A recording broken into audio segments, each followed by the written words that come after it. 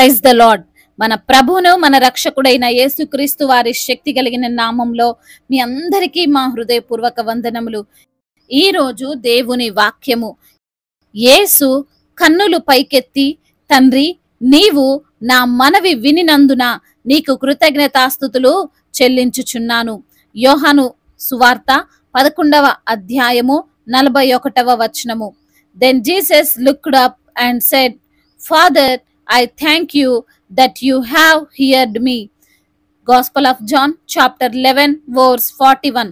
ఈ రోజుకు గాను కృపగలిగిన దేవుడు మనకు అనుగ్రహించిన వాక్య భాగమును బట్టి ధ్యానించుకుందాము.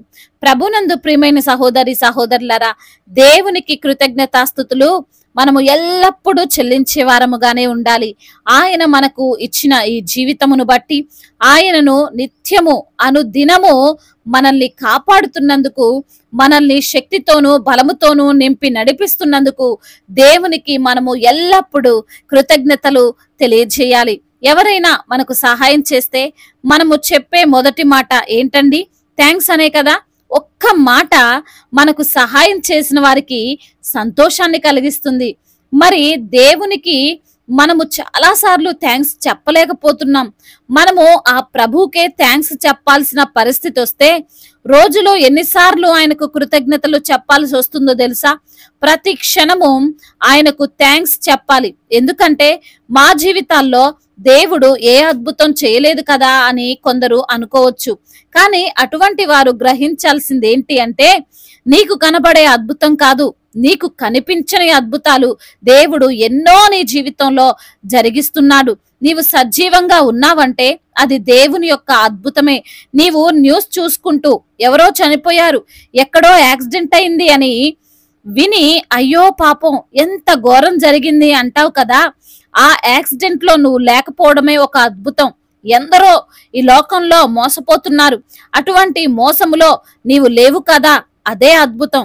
ఎంతో మంది ఒక్క పూట తిండికి కూడా నోచుకోలేనటువంటి పరిస్థితులు ఉన్నాయి కదా, అటువంటి వారిలో నీవు లేకపోవడమే ఒక అద్భుతం. ఇలా చెప్పుకుంటూ పోతే ప్రతి విషయంలో దేవునికి మనము స్తుతి అర్పణలు చెల్లిస్తూనే ఉండాలి. అయితే ఈ రోజు వాక్య భాగములో ప్రభువైన యేసుక్రీస్తు వారు కన్నులు పైకెత్తి, నా మనవి వినినందుకు తండ్రి నీకు కృతజ్ఞతాస్తుతులు చెల్లిస్తున్నాను అనే మాటను మనం చూడవచ్చు. యేసయ్య శరీర రూపధారి అయి ఈ లోకానికి వచ్చిన కారణంలో ఒక ప్రధానమైనటువంటి కారణం మనకు మాదిరిని నేర్పించడానికి. ఆయన దేవుడై ఉండి మానవుని వలె కూడా ఈ లోకంలో జీవించాడు అని మనము మర్చిపోవద్దు. ప్రభు ఎందుకు కృతజ్ఞతలు చెల్లిస్తున్నాడు? తండ్రి అయిన దేవుడు ఏ మనవిని విని ఉన్నాడు అని మనం చూస్తే మనం ఒక విషయాన్ని గ్రహించవచ్చు. అది ఏంటండి అంటే, యేసయ్య అద్భుతము చేయబోయే ముందు ఈ మాటలు పలికాడు అని. ఇంకా దేవుని కార్యం జరగక ముందే, ఇంకా అక్కడ ఎటువంటి సూచక క్రియ జనులు చూడక ముందే ప్రభువు కృతజ్ఞతలు చెల్లించాడు. మనము అలా చెల్లించాలి అని నేర్పిస్తున్నాడు. మార్తా మరియా సహోదరుడైన లాజరు చనిపోయాడు అని ఆ ప్రాంతం అంతా తెలుసు. యేసయ్య చనిపోయిన 4వ రోజు అక్కడికి వచ్చినప్పుడు అందరూ ఓదార్చడానికి యేసయ్య వచ్చాడు అని అనుకున్నారు.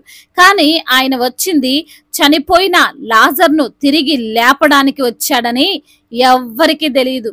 ప్రభువైన యేసు లాజర్ను సజీవంగా లేపక ముందే కృతజ్ఞతలు చెల్లిస్తూ అనినటువంటి మాట, తండ్రి నా మనవిని విన్నందుకు స్తుతులు అని. అప్పటికి ఇంకా లాజరు లేవలేదు, అక్కడ ఏ అద్భుతం జరగలేదు, కానీ ముందే కృతజ్ఞతలు చెల్లించాడు. దాని తరువాత లాజర్ను యేసయ్య సజీవంగా లేపాడు. ఈ రోజున ఈ మాటలు వింటున్న ప్రియమైన సహోదరి సహోదరులారా, ప్రభు మనకు నేర్పిస్తున్న విషయం ఏంటో తెలుసా? మన జీవితాల్లో మనము దేవుని కార్యాలు చూడకముందే, ఆయన కార్యము చేయకముందే మనము కృతజ్ఞతలో చెల్లించాలి అని. అవునండి, దేవుని కార్యము జరిగిన తరువాత కాదు, జరగక ముందే నీవు దేవుణ్ణి స్తుతించాలి. ప్రభువును నమ్మి విశ్వాసముతో ఆయనకు కృతజ్ఞతలు చెల్లించాలి. ఈ రోజున నీకు అనారోగ్యంగా ఉన్నదేమో, భయంకరమైన వ్యాధితో బలహీనతతో బాధింపబడుతున్నావేమో, సమస్యల వలయములో చిక్కుకొని పోయావేమో, దేవునికి కృతజ్ఞతలు ముందుగానే చెప్పు. అనారోగ్యము తీసివేసినందుకు వందనాలు ప్రభువా అని పలుకు. నా సమస్యలు తొలగించినందుకు స్తుతులు ప్రభువా అని ప్రకటించు. నీవు ఉన్న అప్పులలో నుండి బయట పడకముందే నా అప్పులన్నిటినీ తీసివేసినందుకు కృతజ్ఞతలు తండ్రి అని మాట్లాడు.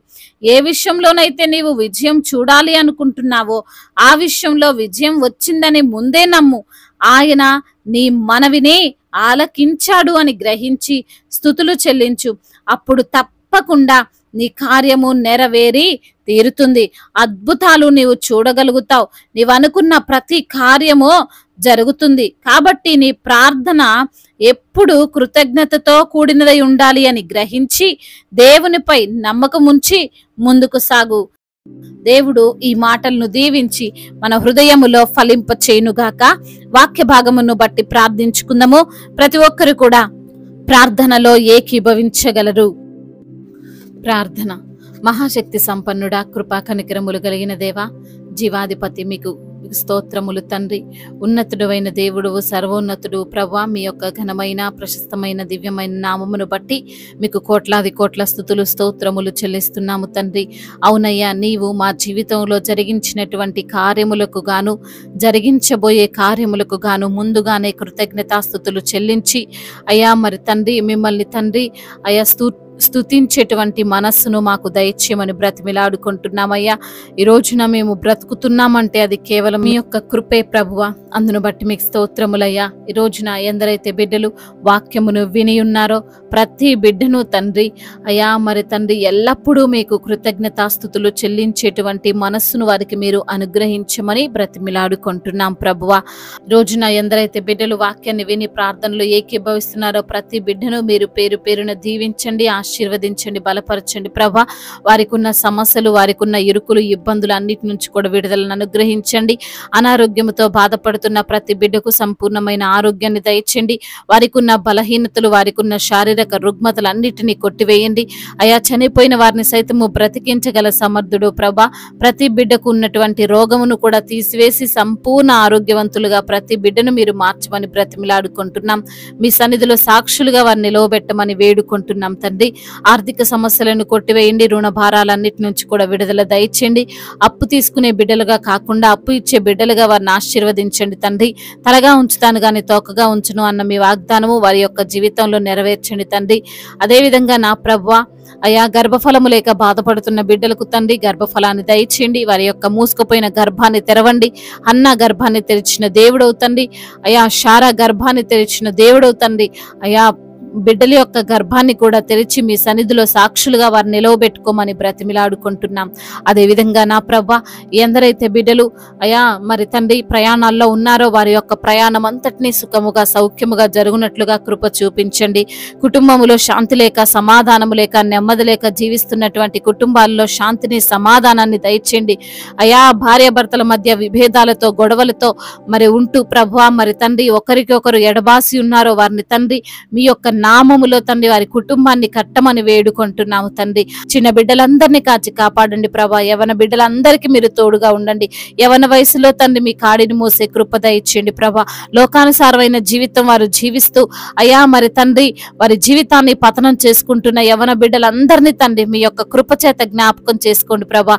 ఆ డ్రగ్స్ ఎడిక్షన్ నుంచి, వ్యభిచార ఎడిక్షన్స్ నుంచి విడుదలను అనుగ్రహించండి అయ్యా. ముఖ్యంగా చెడు స్నేహాల నుండి కూడా వారికి విడుదలను అనుగ్రహించండి నా ప్రభా.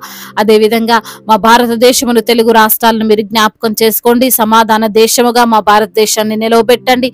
అధికారులందరికీ మీరు తోడుగా ఉండండి. అదేవిధంగా కోర్టు సమస్యలు, ల్యాండ్ సమస్యలు అన్నిటి నుంచి కూడా విడుదల దయచేయండి.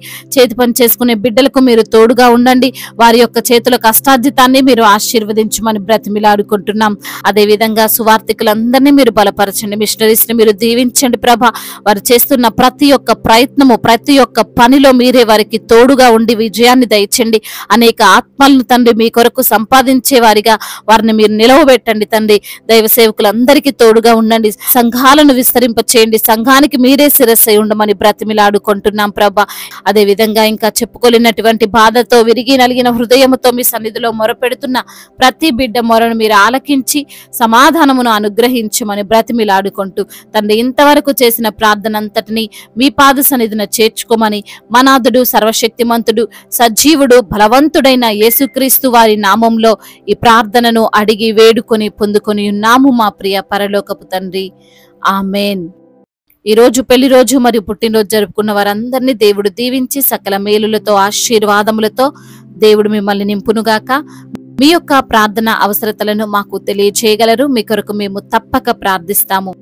మొదటిసారిగా మన యొక్క ఆదరణ వాక్యం చూస్తున్నట్లయితే తప్పకుండా సబ్స్క్రైబ్ చేసుకోగలరు. ఈ వాక్యం మీకు ఆశీర్వాదకరంగా ఉండినట్లయితే అనేకులకు కూడా ఈ వాక్యాన్ని పంపి మీరు కూడా దేవుని యొక్క రాజ్య సువార్తలో పాలిభాగస్తులై ఉండాలని దేవుని పేరిట మనవి చేసుకుంటున్నాను. May God bless you all. దేవుడు మిమ్మల్ని దీవించి బలపరిచి స్థిరపరచునుగాక.